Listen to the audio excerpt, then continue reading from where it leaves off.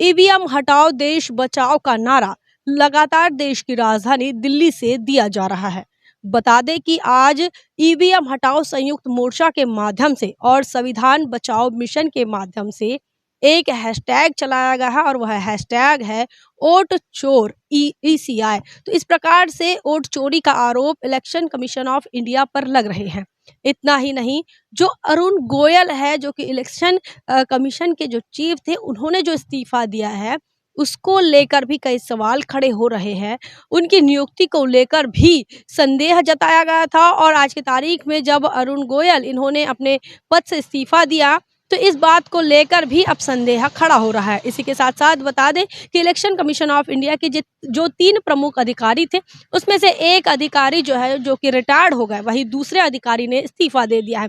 इस इस्तीफे को लेकर ये बताया जा रहा है कि भारतीय जनता पार्टी की तरफ से और देश के प्रधानमंत्री की तरफ से एक बड़ा दबाव जो है वो इलेक्शन कमीशन ऑफ इंडिया पर बनाया जा रहा है।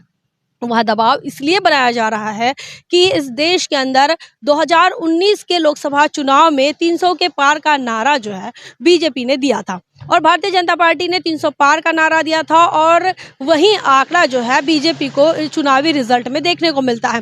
तो आज की तारीख में भारतीय जनता पार्टी ने और नरेंद्र मोदी ने, इस देश के प्रधानमंत्री ने ये नारा दिया है कि 400 के पार। तो अब की बार 400 पार का जो नारा भारतीय जनता पार्टी दे रही है, इस नारे को इलेक्शन कमीशन ऑफ इंडिया के रवैये के साथ जोड़कर देखा जा रहा है। और जो इस्तीफा सामने आया है इलेक्शन कमीशन ऑफ इंडिया के जो अधिकारी है, उनका जिस प्रकार से इस्तीफा सामने आया है, इस इस्तीफे को भी 400 पार के नारे के साथ जोड़कर देखा जा रहा है। कई लोगों का ये मानना है कि इलेक्शन कमीशन ऑफ इंडिया पर भारतीय जनता पार्टी एक विशेष तरीके का दबाव बना रही है ताकि उनका जो रिजल्ट है वो 400 पार आए। और इसी बात को ध्यान में रखते हुए लगातार देश की राजधानी में ईवीएम हटाओ का नारा लगाया जा रहा है। ना सिर्फ ईवीएम हटाओ का नारा लगाया जा रहा है बल्कि ईवीएम हटाओ संयुक्त मोर्चा के माध्यम से आए दिन इलेक्शन कमीशन पर सवाल खड़े किए जा रहे हैं। लोकतंत्र बचाओ इस आंदोलन के तहत भी लगातार सवाल जो है वो देखने को मिल रहा है। इतना ही नहीं, इसका ये असर हो रहा है कि सोशल मीडिया पर भी लोग जो है, खासकर हमारे भी चैनल पर लोग ये कमेंट कर रहे हैं कि ईवीएम हटाओ। अगर इस देश के अंदर 2024 में फ्री एंड फेयर चुनाव लोग देखना चाहते हैं तो उसके लिए ईवीएम को हटाना बेहद ज़रूरी है, ऐसा मानना तमाम दर्शकों का है। और ना सिर्फ दर्शकों का है, वो जो इस देश का नागरिक है जो ये चाहता है कि इस देश के अंदर उसे वोट देने का अधिकार बड़े ही मुश्किल से मिला है और जिसके लिए बाबा साहब अम्बेडकर को बहुत संघर्ष करना पड़ा था। तो ऐसे में हर आदमी, हर इंसान, हर नागरिक देश का ये चाहता है कि उनका जो वोट है वो कहाँ जा रहा है ये पता होना चाहिए। और वो ये लोगों का मानना है कि अब बैलेट पेपर से चुनाव होने चाहिए। तो ईवीएम के खिलाफ ना सिर्फ अब ईवीएम हटाओ संयुक्त मोर्चा है बल्कि देश का आम नागरिक भी आ रहा है और खासकर सोशल मीडिया यूजर्स भी इस बात की पुष्टि कर रहे हैं अपने कमेंट के माध्यम से, अपने लाइक के माध्यम से, कि उनका भी ये मानना है कि ईवीएम जब तक नहीं हटेगा देश के अंदर बदलाव नहीं होगा और सही मायने में अच्छे दिन नहीं आ पाएंगे। वहीं आपको बताया कि ईवीएम को फोड़ने की बात जो है वो लगातार बामसेब के जो संरक्षक है वामन मिश्रा, इनके माध्यम से की जा रही है। ये मशीन फोड़ेंगे तो आपको जेल होगा, तो जेल में तो मैं जाने के लिए तैयार हूं ना पहले, उसके बाद आपका नंबर है। पहले तो मैं फोड़ूंगा, मैं फोड़ूंगा तब कहूंगा ना आपको फोड़ो। लड़ाई उन्होंने पूरे देश के अंदर अपने साथियों के साथ, अपने कार्यकर्ता और अपने तमाम पदाधिकारियों के साथ, अपने संगठन के साथ उन्होंने ये ultimatum election commission of India को दे दिया था कि जैसे ही अगर ईवीएम से चुनाव होगा तो बूथ पर वो 1 लाख ईवीएम को फोड़ने वाले हैं। तो इस प्रकार से एक विद्रोह, ईवीएम को लेकर एक विद्रोह जो है वो आम लोगों में देखने को मिल रहा है, सामाजिक संगठनों में देखने को मिल रहा है और लोग अब ऐसे संगठन का निर्माण कर रहे हैं जिस संगठन का जो नाम है वो, जिस संगठन का नाम लोकतंत्र बचाओ, संगठन का नाम जो है संविधान बचाओ, संगठन के नाम जो है ऐसे रखे जा रहे हैं जो कि ईवीएम के खिलाफ विरोध प्रदर्शित करें। तो ऐसे में ईवीएम को लेकर एक बड़ा असंतोष देश के अंदर देखने को मिल रहा है। भारत एक सबसे बड़ा लोकतांत्रिक देश है और इस लोकतांत्रिक देश में जब बैलेट पेपर से चुनाव होते थे तब भी बहुजनों का जो वोट है वो चोरी होता था, और आज की तारीख में ईवीएम से हो रहा है तब भी चोरी हो रहे हैं। मान्यवर कांशीराम साहब कहते हैं कि अपने वोटों की चोरी को बचाना बहुजन समाज की जिम्मेदारी है, और मान्यवर कांशीराम साहब ने ये भी कहा, वोट को बिकने से बचाइए, वोट को चोरी होने से बचाइए, और बूथ कैप्चर होने से बचाइए। तो इस प्रकार का एक आंदोलन बहुजन इतिहास में देखने को मिला था। वहीं आज के तारीख में आपको बताएं कि तमाम अधिवक्ताओं की जो फौज है वो दिल्ली की राजधानी में बैठकर इस बात पर लगातार विमर्श कर रही है कि इस देश के अंदर इलेक्शन कमीशन ऑफ इंडिया है, इन्होंने ईवीएम को इस आने वाले चुनाव के अंदर इस्तेमाल नहीं करना चाहिए।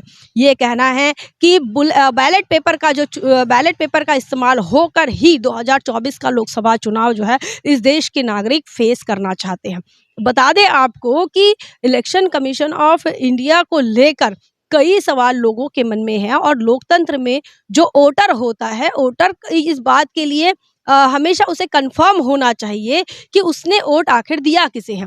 यहाँ पर इस प्रकार के अब मीम्स भी बनाए जा रहे हैं कि हमने वोट जो है वो ईवीएम को दे दिया, अब ईवीएम डिसाइड करेगा कि वो वोट किसे जाएगा। तो इस प्रकार के मीम्स भी बन रहे हैं। इतना ही नहीं तो कई जो बहुजन समाज पार्टी के समर्थक है उनके तरफ से ऐसी कमेंट देखने को मिल रही हैं कि प्रभु रामचंद्र कह गए सिया से, ऐसा कलयुग आएगा, बटन हाथी की दबाओ, वोट बीजेपी को जाएगा। तो इस प्रकार के नारे भी अब देखने को मिल रहे हैं। तो ऐसे में एक प्रकार से संविधान के खिलाफ या देश के अंदर जो लोकतांत्रिक व्यवस्था है इसके खिलाफ एक बड़ा विद्रोह जो है सामान्य लोगों में देखने को मिल रहा है, और यह विद्रोह आने वाले समय के लिए जो है वो ठीक नहीं होगा, क्योंकि लोगों के अंदर बड़ा असंतोष है ईवीएम के खिलाफ, और ईवीएम के खिलाफ जो लड़ाई है वो लगातार अलग अलग संगठनों के माध्यम से लड़ते हुए नजर आ रहे हैं। आज की तारीख में जो ट्विटर पर ट्रेंड चला कि वोट चोर ईसीआई, मतलब इलेक्शन कमीशन ऑफ इंडिया को वोट चोर बताया गया। वहीं आने वाली 23 मार्च के लिए भी एक बड़ा अल्टीमेटम ईवीएम हटाओ संयुक्त मोर्चा के माध्यम से दिया गया। उनका ये कहना है कि 23 मार्च को भगत सिंह, शहीद आजम भगत सिंह, इनकी जयंती आ रही हैं, और ऐसे में उन्होंने ये पूरे देश के अंदर लोगों को अपील कर दी है कि आप चौपाल लगाइए, बैठकें लगाइए, मीटिंग लगाइए, और वहाँ पर ईवीएम के खिलाफ बात करिए, और ईवीएम के खिलाफ बात करके आप सोशल मीडिया पर अपना वीडियो पोस्ट कीजिए, चाहे वो फेसबुक हो, चाहे वो यूट्यूब हो, चाहे अलग किसको या इंस्टाग्राम हो। तो किसी भी प्लेटफॉर्म के माध्यम से ईवीएम के खिलाफ बात करने की जो अपील है वो आज के तारीख में दिल्ली के अंदर ईवीएम हटाओ संयुक्त मोर्चा के माध्यम से की जा रही है। इतना ही नहीं, ये भी बताया जा रहा है कि 23 मार्च को इस देश के अंदर जो है एक और ट्विटर ट्रेंड भी चलने वाला है कि मोदी हटाओ देश बचाओ, भाजपा हटाओ देश बचाओ, ऐसा ट्रेंड जो है हैशटैग ट्विटर पर ट्रेंड करने जा रहा है। तो इस प्रकार के एक बड़े कार्यक्रम को लेकर लगातार देश के अधिवक्ता जो है वो देश के संविधान की रक्षा की बात कर रहे हैं, ईवीएम को हटाने की बात कर रहे हैं, भारतीय जनता पार्टी को हटाने की बात कर रहे हैं, देश के प्रधानमंत्री को हटाने की बात कर रहे हैं, ताकि ईवीएम से चुनाव ना हो और फ्री एंड फेयर चुनाव हो, एक ट्रांसपेरेंसी, पारदर्शिता जो है वो लोकतांत्रिक व्यवस्था में बनाए रहे। इसीलिए ईवीएम की खिलाफत जो है वो लगातार देश का आम नागरिक भी अब करते हुए देखने को मिल रहा है। क्या आपका मानना है? आप कैसे देखते हैं 2024 के लोकसभा चुनाव को? कैसे देखते हैं कि ईवीएम को लेकर जो अविश्वास लगातार लोगों में निर्माण हो रहा है, इलेक्शन कमीशन ऑफ इंडिया जैसी ट्रस्टफुल विश्वास पात्र एजेंसी को लेकर सवाल खड़े हो रहे हैं? क्या आपका मानना है? कमेंट सेक्शन में जरूर बताएं। बने रहें नेशनल चौपाल पर, तब तक के लिए जय भीम, जय भारत।